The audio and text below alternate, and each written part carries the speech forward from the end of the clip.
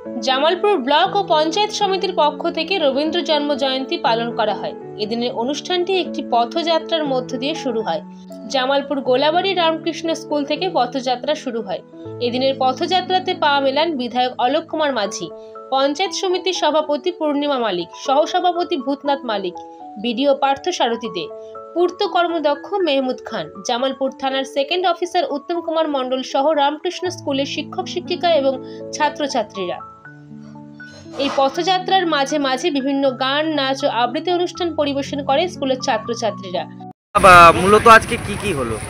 আজকে আমাদের রবীন্দ্রনাথের রবীন্দ্র জয়ন্তী। আজকে সেই ক্ষেত্রে আমরা একটা র্যালি বার করেছি। আমাদের স্কুলের ছেলেমেয়েরা এবং পঞ্চায়েত সমিতির সভাপতি, জেলা পরিষদের আমাদের মেম্বার এবং বিপি সাহেব, এমএলএ, সহসভাপতি এবং গার্জেনরা প্রত্যেককে নিয়ে আজকে যে রবীন্দ্র জয়ন্তী আজকে পালন করা হলো।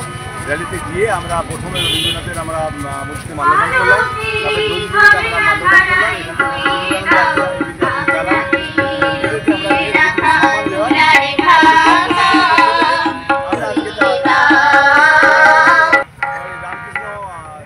বিদ্যানিকেতন ওখানে আমাদের ছাত্রছাত্রী ও শিক্ষকরা তারা করেছেন পুলিশ প্রশাসনের পক্ষ থেকে। আমরা প্রত্যেকে আজকের দিনে শুভেচ্ছা জানাই। আমরা যেন সকলেই শান্তিপূর্ণভাবে সাম্প্রদায়িক সম্প্রীতি বানিয়ে রাখতে পারি। দেখলাম আজকের দিনটাকে একটা অন্যভাবে পালন, রাস্তার সামনে যেমন মাল্যদান করলেন রবীন্দ্রনাথের গলায়, তার সাথে সাথে রাস্তাতেই দেখলাম যে ছাত্রছাত্রীরা নৃত্য পরিবেশন করলো। কি বলবেন? দেখুন, এইটা তো আমাদের বাংলার কৃষ্টি কালচার। এখানে আমাদের সকলেই যে আমরা যে ছেলেমেয়েরা আমাদের যে শিক্ষার জায়গাটা যে আমাদের সার্বিক পশ্চিমবাংলায় সব রকম বিভিন্ন মানুষের বিভিন্ন ধর্ম আমাদের নৃত্য থেকে সুন্দর সব রকম আমরা এটা করি। অত্যন্ত ভালো লাগলো। আমরা যাতে সকলে সাম্প্রদায়িক সম্প্রীতি বজায় রাখতে পারি, প্রত্যেককে মনীষীকে যেন আমরা তাদেরকে সম্মান জানাতে পারি। আজকের এই অনুষ্ঠান দেখতে রাস্তার দুপাশে অনেক মানুষ জমায়েত হয়।